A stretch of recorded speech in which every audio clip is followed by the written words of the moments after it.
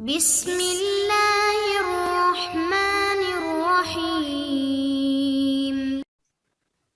بسم اللہ الرحمن الرحیم، الحمد للہ وکفا وسلام علی عبادہ الذین اصطفیٰ، اما بعد۔ محترم ناظرین، دروس فقہ المعاملات المالیہ کے موضوعات میں سے ہمارا تیسرا موضوع جاری تھا، جو کہ ہے شرکت اور مضاربت کے بنیادی اصول اور احکام۔ شرکت کے اصول اور احکام تو ہم نے مکمل کر لیے تھے۔ اس کے بعد مضاربت کے جو مباحث ہے، ان مباحث کو ہم نے بنیادی طور پر 13 نکات میں یا 13 عنوانات میں آپ کے سامنے رکھا تھا، اور گزشتہ نشست کے اندر ہم نے پہلے 4 نکات یا پہلے 4 پوائنٹ جو ہے وہ مکمل ان کی تفصیل، ضروری تفصیل آپ کے سامنے عرض کر دی تھی۔ آج کی اس نشست کے اندر ہم 5ویں پوائنٹ سے یا 5ویں عنوان سے اسی موضوع کو آگے لے کر چلیں گے انشاءاللہ۔ 5واں موضوع ہے مضاربت کے اصولی مباحث میں سے مضاربت کی اقسام۔ مضاربت بنیادی طور پر فقہاء نے مضاربت کے کاروبار کی بنیادی طور پر 2 قسمیں لکھی ہیں۔ ایک کو کہتے ہیں مضاربت مطلقہ، مضاربت مطلقہ کا مطلب، اور دوسری قسم ہے مضاربت مقیدہ۔ مضاربت مطلقہ کا مطلب ہوتا ہے جس میں کسی قسم کی کوئی قید، کوئی شرط، کوئی پابندی نہ ہو، یعنی ایسی مضاربت جس میں سرمایہ فراہم کرنے والا شخص کوئی قید، حدود وغیرہ بیان نہ کرے، بلکہ ورکنگ پارٹنر یا مضارب کو مکمل اجازت دے دے کہ وہ جب تک چاہے، جس شہر میں چاہے، جو بھی کاروبار کرنا چاہے وہ کرے۔ تو جب مضارب کو اس طرح کھلی چھوٹ ہو اور کھلی آزادی ہو، اور اس پر کوئی قید، کوئی حدود وغیرہ بیان نہ کی جائے کہ فلاں شہر میں کرنا اور فلاں کاروبار کرنا وغیرہ وغیرہ، تو ایسی اس قسم کو کہتے ہیں مضاربت مطلقہ۔ ہاں، یہ الگ بات ہے کہ ایسی مضاربت مطلقہ کے اندر بھی مضارب کو یہ اختیار نہیں ہوتا کہ وہ ہر رسک کے اندر چھلانگ مارے اور ہر فضول جگہ پر بھی جو ہے وہ مضاربت کا مال خرچ کرے، بلکہ علماء نے لکھا ہے کہ ایسی صورت میں مضاربت مطلقہ میں بھی 2 باتوں کا خیال رکھنا ضروری ہوتا ہے۔ ایک تو یہ کہ مضاربت، مالی مضاربت اور سرمایہ فراہم کرنے والے شخص کی مصلحت کا خیال رکھے تاکہ صرف نفع بخش کاروبار کی کوشش کرے، اور اسی طرح اس سلسلے میں مارکیٹ کے عرف کو بھی مد نظر رکھنا ضروری ہوگا، یعنی مارکیٹ کے عرف میں جس طرح کے کاروبار عمومی طور پر ہوتے ہیں وہی کرے گا۔ ایسا کام کسی مارکیٹ کے اندر نہیں کرے گا جو وہاں پر لوگ کرتے ہی نہ ہو، جہاں پر لوگوں کو پتہ ہو کہ کاروبار یہاں چل ہی نہیں سکتا، یعنی کہ عام مارکیٹ کے عرف کے بالکل خلاف کوئی عمل، کوئی کاروبار ہو تو اس کی بھی عمومی طور پر علماء نے کہا کہ وہ نہ کرے، تاکہ کسی قسم کی کوئی نقصان وغیرہ کے اندیشہ نہ ہو۔ دوسری قسم ہے مضاربت مقیدہ۔ مضاربت مقیدہ کا مطلب ہوتا ہے جس میں سرمایہ فراہم کرنے والے شخص یعنی رب المال نے کوئی قید، کوئی حدود، کوئی شرط وغیرہ لگائی ہو تاکہ اس کی پابندی کرے۔ مثلا مضارب کو یہ کہہ دے کہ بھائی صاحب صرف کپڑے کا کاروبار کرنا ہے، اس کے علاوہ کوئی کاروبار نہیں کرو گے، یا اس کے لیے کوئی جگہ خاص کر دے کہ بھائی تمہیں فلاں شہر مثلا کراچی میں ہی کاروبار کرنا ہوگا، کراچی سے باہر نہیں جاؤ گے، یا اسی طرح کوئی اور اس طرح اضافی شرط لگا دے جس کی پابندی جو ہے وہ ضروری۔ ہاں، شرط ایسی ہونی چاہیے جس کی وجہ سے کاروبار میں خلل نہ آئے، شرط ایسی ہونی چاہیے جس کی وجہ سے نفع میں خلل نہ آئے۔ بہرحال وہ الگ بحث ہے، لیکن اس طرح کے رب المال اور سرمایہ فراہم کرنے والا جب اس طرح کی کسی قید، کسی شرط وغیرہ کا تذکرہ کرتا ہے تو مضارب پر پھر لازم ہوتا ہے، ورکنگ پارٹنر پر، کہ ان قیود کی، ان حدود کی، اس معاہدے کی پابندی کرے اور اس کی خلاف ورزی نہ کرے۔ کیونکہ اگر مضارب نے رب المال کے ساتھ کیے ہوئے معاہدہ اور اس کی بیان کردہ حدود اور شرائط کی خلاف ورزی کر دی تو اور پھر نقصان ہو گیا تو مضارب وہ نقصان برداشت کرے گا۔ ویسے تو نقصان کا اصول آگے آئے گا کہ نقصان بنیادی طور پر کاروبار سے پورا کیا جاتا ہے، یعنی پروفٹ سے، نفع سے۔ اگر اس سے پورا نہ ہو سکے تو پھر انویسٹر یعنی رب المال برداشت کرتا ہے، اس کو تو آگے ہم پڑھیں گے۔ لیکن اگر مضارب نے، ورکنگ پارٹنر نے معاہدے کی خلاف ورزی کر دی یا معاہدے میں بیان کی گئی شرائط وغیرہ کی خلاف ورزی کر دی تو وہ پھر نقصان ہوا تو مضارب ہی اس نقصان کو برداشت کرے گا، اور عام مضارب کا جو اصول ہے کہ جو ہے مضارب پر نقصان لازم نہیں ہوتا، وہ اصول پھر لاگو نہیں ہوگا کیونکہ اس نے معاہدے کی خلاف ورزی کی ہے۔ بہرحال یہ مضاربت کی بنیادی طور پر دو مشہور اقسام ہیں۔ اس کے بعد ہمارا چھٹا نقطہ یا چھٹا پوائنٹ جو ہے وہ ہے سرمایہ کے اصول۔ سرمایہ کے لیے ایک بنیادی اصول تو یہ ذہن میں رکھیے گا، جیسے کہ مجلۃ الاحکام العدلیہ کے اندر یہ ایک اہم ضابطہ ذکر کیا گیا ہے کہ مضاربت کے اندر جو سرمایہ ہوگا وہ کیسا ہونا چاہیے، مضاربت کے اندر جو رقم انویسٹ کی جاتی ہے وہ رقم کیسی ہونی چاہیے، وہ رأس المال کیسا ہونا چاہیے۔ تو اس کے لیے ایک عمومی ضابطہ ہے، وہ یوں ہے کہ یشترط ان یکون رأس المال مالا صالحا لان یکون رأس مال شرکہ۔ اب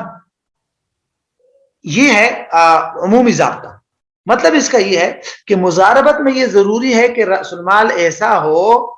جو شرکت میں رأس المال بننے کی صلاحیت رکھتا ہو۔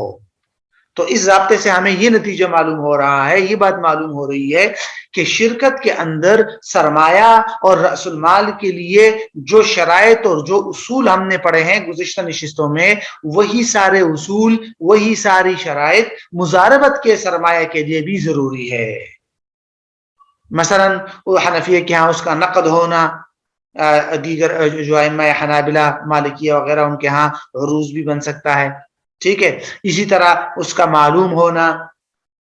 ٹھیک، اسی طرح جو دیگر شرائط تھی رأس المال کی، وہ ساری شرائط اور اصول جو ہے وہ مضاربت کے سرمایہ پر بھی لاگو ہوگی۔ البتہ مضاربت کے سرمایہ کے لیے کچھ مزید باتیں بھی ذہن میں رکھنا ضروری ہے۔ ایک بات تو یہ ہے کہ عقد مضاربت کے بعد فوراً سارا سرمایہ مضارب کے حوالے کرنا ضروری ہے۔ یہ بات کیوں ضروری ہے؟ اس لیے کہ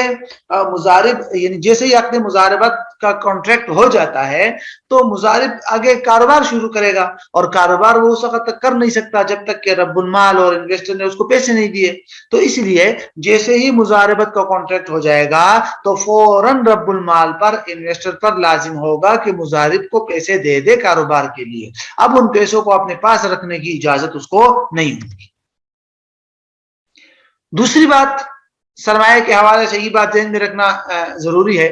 کہ اگر کسی شخص کے پاس کسی انسان کا مال ہے بطور امانت ودیعت وغیرہ رکھا گیا ہے تو جمہور علماء کے ہاں یہ مسئلہ ہے کہ مالک اس مال کو بھی مضاربت میں لگا سکتا ہے۔ مثال کے طور پہ زید ہے، اس کا خالد کے ذمے 1,00,000 روپے قرض ہے یا ودیعت امانت ہے۔ قرض کو تو نہیں قرض کو تو مضاربت کے لیے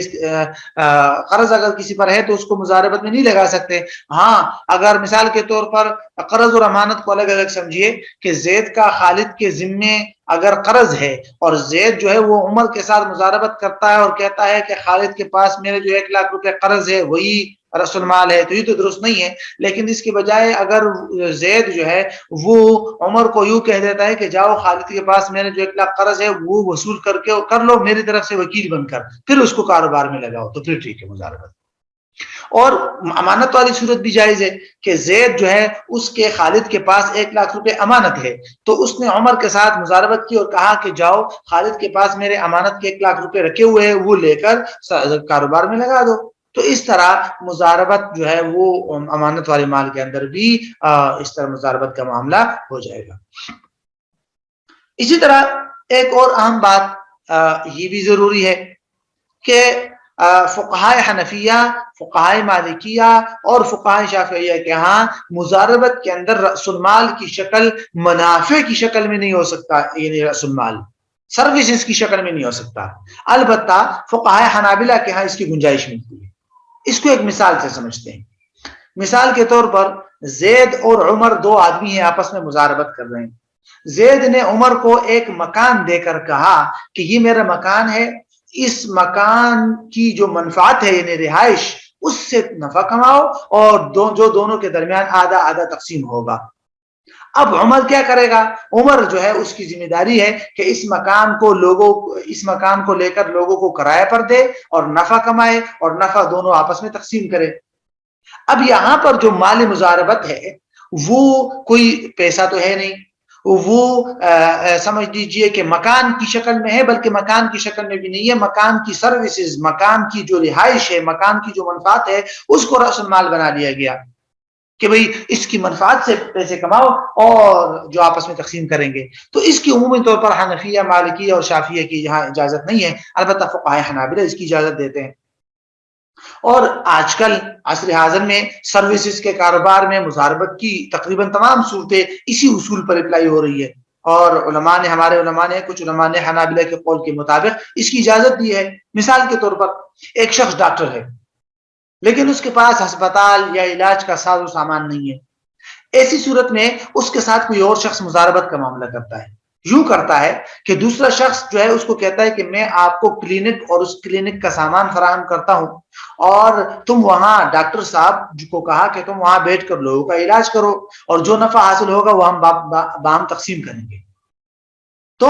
ایک آدمی کی طرف سے یہاں پر کیا ہوگا؟ کلینک اور کلینک کا سامان ہوگا، جو استعمال، یعنی اس کلینک اور کلینک کے سامان کا استعمال بطور مزاربت دے دیا ڈاکٹر کو، اور ڈاکٹر وہاں پر علاج کرے گا، لوگوں کا پیسہ کمائے گا۔